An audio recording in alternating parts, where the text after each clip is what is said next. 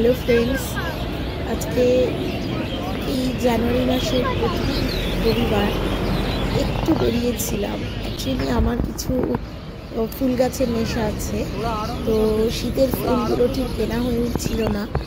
সেই সুযোগে আজকে ভাবলাম যে যাই, পাটুলিতে গাছ কিনতে যাই। তাই পাটুলিতে গেছি বলে এই ফ্লোটিং মার্কেটটার এখানে বেশ একটা ক্রাউড জোন, যেখানে ভালো আড্ডা মারার জায়গা, ঘোরার মতো। মানে অ্যাকচুয়ালি কি, এখানে সবসময় মনে হবে এটা কোনো উৎসব চলছে। আজকে আমি সেখানেই চলে এসেছিলাম। গাছ কেনাটা প্রাইমারি হলো, এটা খারাপ লাগলো না। ফ্লোটিং মার্কেটটাতে এখন আর মার্কেট নেই, শুধু ওই লেকটাই রয়েছে, আর তার সাথে আনুষঙ্গিক। আর যেটা সবচাইতে কি, এখানে বিখ্যাত নচিকেতার চায়ের দোকান, আরও টুকিটাকি কাবাবস, রোলস, হোয়াটএভার আরও অনেক কিছু রয়েছে। তাকে কেন্দ্র করে প্রচুর মানুষের ভিড়। আর যেটা ভালো লাগে কি বলো, প্রচুর রেপ্লিকা বানানো হচ্ছে। দক্ষিণেশ্বর মন্দিরের মতো করে একটা রেপ্লিকা, এখানে মা দুর্গার একটা রেপ্লিকা।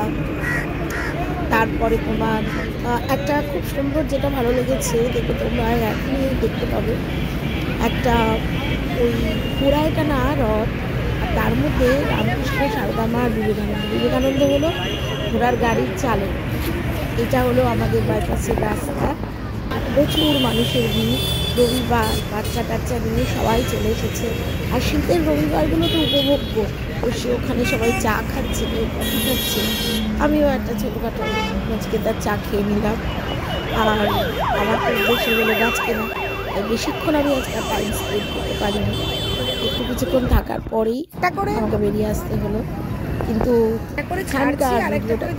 মানে না করেও পারলাম না। দেখো সেই যে ঘোড়ার গাড়ি, যেটা বললাম, দক্ষিণেশ্বরের আদলে যে এই রেপ্লিকাটা বানানো হয়েছে, সত্যিই অপূর্ব। ওখানে আবার একটা মায়ের মূর্তিও ওরা করে রেখেছে, কি সুন্দর বানিয়েছে। তখনও লাইটটা ঠিক মতো ফোকাসিং হয়নি। আমি তো মানে তখন বাজে 5টা হবে, কাজে লাইটের কারুকার্য তখনও শুরু হয়নি। লাইটটা পড়লে আরও বেশি ভালো লাগতো।